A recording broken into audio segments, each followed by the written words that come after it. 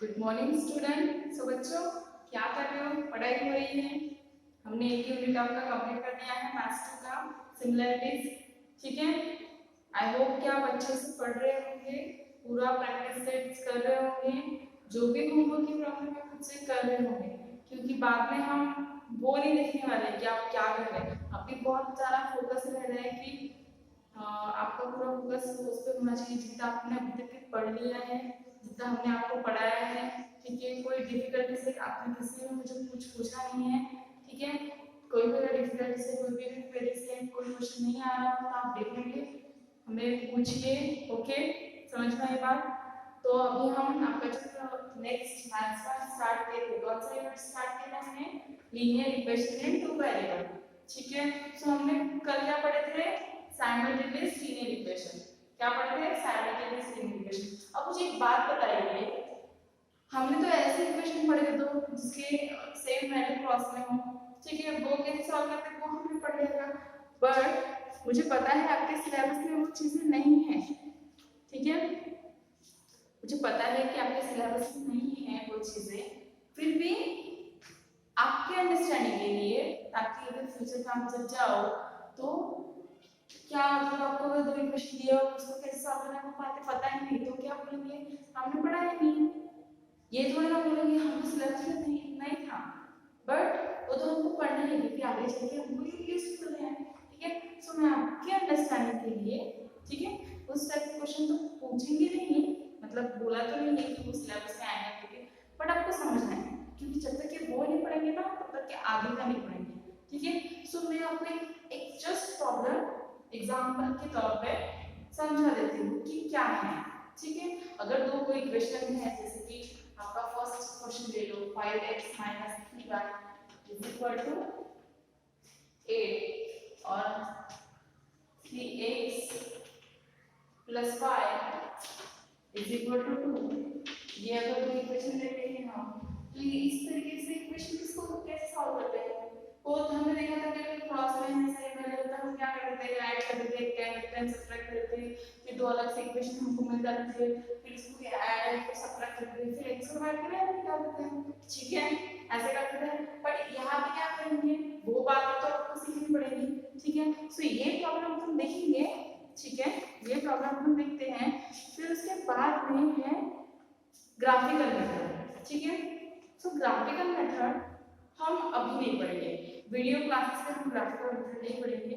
जब जब आपके स्कूल चालू होंगे, जब आप क्लास में आओगे तो हम डायरेक्टली आपसे तब हम ग्राफिकल मेथड पढ़ेंगे, क्योंकि मुझे नहीं पता, मैं यहाँ पर बता रही हूँ और आप अच्छे से निकाल पा रहे हो, देख रहे हो नहीं देख रहे हो, आई डोंट नो।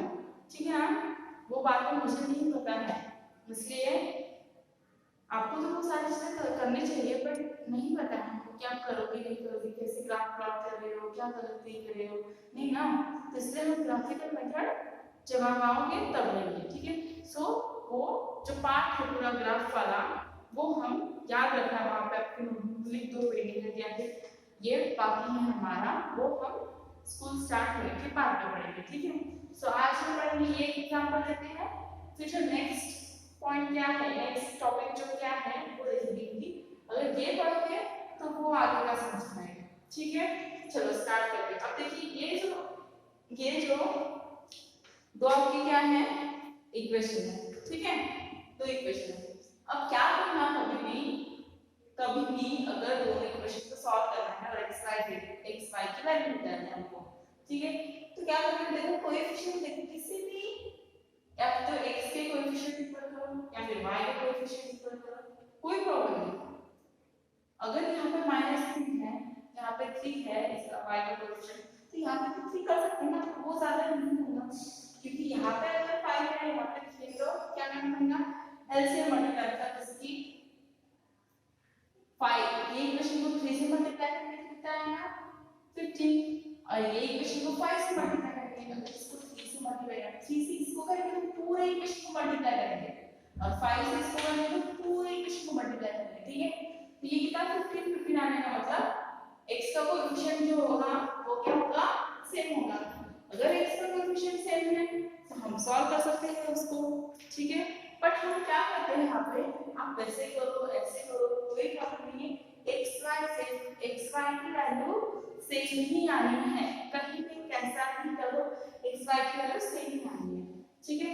सो अब देखो यहाँ पे 3 है तो हम क्या कर देते हैं, मल्टीप्लाई इक्वेशन 2 बाय 3, ठीक है चलेगा। So multiply equation 2 both side by 3 चलेगा। चलो सो इसको अगर 3 से मल्टीप्लाई करेंगे कितना, 9x plus 3y is equal to 3 into 6, this is equation number 2, ठीक है। अब क्या करेंगे, अब इक्वेशन फर्स्ट देखो और थर्ड देखो, क्या करते हैं, यहाँ पे प्लस है वहाँ पे माइनस है, ऐड कर लेते हैं, अगर ऐड करेंगे तो क्या होगा, प्लस माइनस कैंसिल हो जाएंगे, ठीक है। एडिंग 1 and 3 we get क्या मिलेगा हमको, so 5x minus 3y is equal to 8 and 9x plus 3y is equal to 6। क्या करेंगे हम यहाँ पे, एडिशन करेंगे, ठीक है। एडिशन क्या क्या होगा, यहाँ पे माइनस है यहाँ पे प्लस है, दोनों कैंसिल हो जाएंगे, ठीक है। हमको यहाँ से किसकी वैल्यू मिलेगी, x की, ठीक है। so 9 plus 5 14 होंगी क्या, ठीक है। 9 plus 5 और ये 8 plus 6 होंगी, बराबर है, कैलकुलेशन आंसर बराबर है। तो x इज इक्वल टू कितना मिलेगा, 1, ठीक है। x इज इक्वल टू कितना मिलेगा, 1 मिलेगा, ठीक है। अब क्या करेंगे, एक तो वैल्यू हमको मिल गई, एक तो वैल्यू हमको मिल गई, अब पुट दिस वैल्यू मतलब जो x की वैल्यू मिली है वो कहीं पे भी पुट कर दो, किसी भी इक्वेशन में हम वैल्यू पुट करो, put this value equation first में करें, ठीक है, फर्स्ट में करते हैं। सो 5 x की वैल्यू क्या है, 1 है, minus 3y is equal to 8, it means 5 to 1 5 minus 3y is equal to 8, it means 5, ये प्लस में इस साइड डाल देते हैं माइनस हो जाएगा और ये माइनस का उस side plus, it means 3y, so here is minus 3 upon 3 y, then y is equal to minus 1, okay. यही आपका आंसर है, समझ में आई बात, समझ में आया। इस तरीके से अगर आपको दो साइमल्टेनियस इक्वेशन सॉल्व करने को बोले तो ये मेथड आप यूज कर सकते हो, हमेशा याद रखना लाइफ टाइम के लिए अगर मैथ्स में कुछ करना है तो, ठीक है। सो ये होगा आपका आंसर, समझ में आया बात, ठीक है, समझ में आया। कल हमने देखे वो क्रॉस वाला था, इसमें क्रॉस वाला था इसलिए हमने उस तरीके से सॉल्व किया, बट ये सिंपल इक्वेशन है। तो कभी भी अगर कोई भी साइमल्टेनियस इक्वेशन लिखे तो एक तो किसी भी इसका कोएफिशिएंट सेम कर दो, ठीक है, कोएफिशिएंट सेम कर दो और सॉल्व करो, चलेगा, ठीक है। आज हम कुछ नया पढ़ेंगे, कुछ नया मतलब क्या, कुछ नया पढ़ेंगे, मींस अपन डिटरमिनेंट पढ़ेंगे, हम लोग क्या पढ़ेंगे, डिटरमिनेंट, कभी सुने हो डिटरमिनेंट, ऑब्वियसली सुने होंगे, 10 के बच्चे को छोटे छोटे गाँव फर्स्ट स्टैंडर्ड में पढ़े होंगे, ठीक है। तो आज हम क्या पढ़ेंगे, डिटरमिनेंट पढ़ेंगे। क्या होता है डिटरमिनेंट,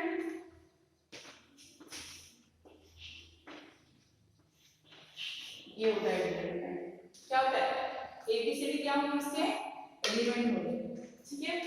ये अगर अपना डिटरमिनेंट है, ये अगर अपना डिटरमिनेंट है, सो AB क्या हुए, अगर ऐसे देखते हो तो ये क्या होंगे, ये रो हुए ना, मतलब ABCD